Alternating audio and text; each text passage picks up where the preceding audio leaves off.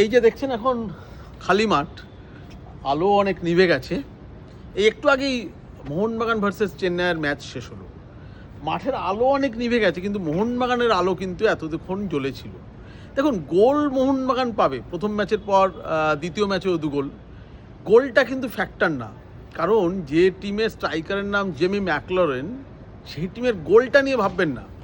Jamie McLaren Australian লিগের সর্বকালের সর্বোচ্চ গোলদাতা, এই তথ্যই যথেষ্ট নয়।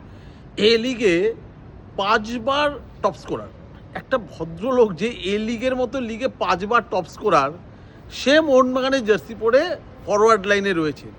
তা সেই দল গোল পাবে না তো কোন দল গোল পাবে? সো গোলটা নিয়ে ভাববেন না, ভাববেন পারফরমেন্সটা নিয়ে, যে মোহনবাগান কি উন্নতি করলো। কারণ প্রথম ম্যাচে মোহনবাগান জিতলেও দুর্বল কেরালা ব্লাস্টারের বিরুদ্ধে, খেলাটা দেখে কিন্তু সেই মনটা ভরেনি সমর্থকদের সঙ্গে, সংবাদ মাধ্যমেরও।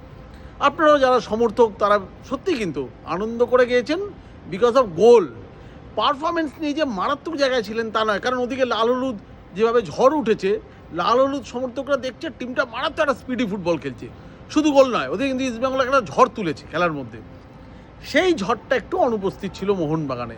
আগের দিন প্রেস কনফারেন্সে কোচ সার্জিও অলিভেরা প্রতিশ্রুতি দিয়েছিলেন যে আমার সেকেন্ড ম্যাচে দেখবেন চেঞ্জ হবে।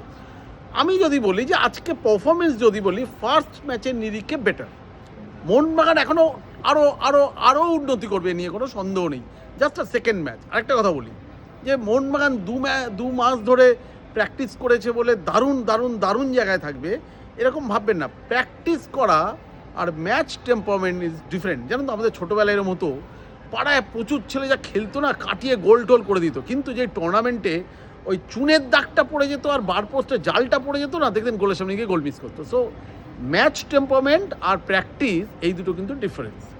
এই ম্যাচ শুরু হয়ে গিয়েছে, এইবার ম্যাচ টেম্পারমেন্ট যাদের ভালো তারা ম্যাচটা বার করে নেবে। যেমন আজকে দিমিত্রি পেত্রাতোস এরকম স্ট্রাইকার, ওর অবশ্য স্ট্রাইকার না ঠিক, সেকেন্ড স্ট্রাইকার, কতদিন আর গোলের বাইরে থাকবে? এবং জানেন 23 ফেব্রুয়ারি গত বছর এই একই দিনে ওড়িশার বিরুদ্ধে গোল করেছিল যখন, ওই গোলটা মারাত্মক ইম্পর্টেন্ট গোল, এবং ওই গোলের পরই কিন্তু আপনার মোহনবাগানের লিগ শিল্ড কনফার্ম হয়েছিল গত মরশুমে। তখন এই সার্জিও অলিভেরা, যিনি আজকে মোহনবাগানের ডাগা উঠে বসে আনন্দে লাফিয়ে উঠলেন ওই দিমিত্রির গোলে, তার মুখটি কালো হয়ে গিয়েছিল, কিন্তু কারণ তিনি ছিলেন ওড়িশার ডাগা উঠে অপোনেন্ট টিমের কোচের চেয়ারে বসেছিলেন।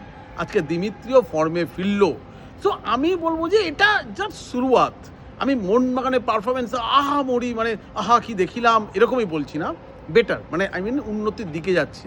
আজকে থাপা যে শটটা নিয়েছিল বা পায়ে লিস্টনের ক্রসে, ওইটা যদি গোল হয়ে যেত, এখনই বলে দিতাম এই মরশুমে আইএসএলের সর্বোচ্চ গোল এটাই। দাবিদার ফাবিদার না যে আশায় থাকতাম এর চেয়ে ভালো কি গোল হয়, এর চেয়ে ভালো কি গোল হয়, এটাই সর্বোচ্চ, মানে আমি সেরা গোল হয়ে যেত। একটু জাস্ট পোস্ট ছুঁয়ে কিস করে বেরিয়ে গেছে। সো একটা যেটা ভালো লাগছে, একদিকে লাল হলুদ গোলের ঝড়, একদিকে সবুজ মেরুন গোলের ঝড়। বঙ্গবাসী তো এটারই অপেক্ষা ছিল আইএসএলের দেখার। কে প্রতিবার ওই মোহনবাগান চ্যাম্পিয়নশিপে দৌড়ায় আর ইস্ট বেঙ্গল রেলিগেশন সেভ করতে দৌড়ায়, এই দুটো কিন্তু দেখতে বাঙালি অভ্যস্ত ছিল না।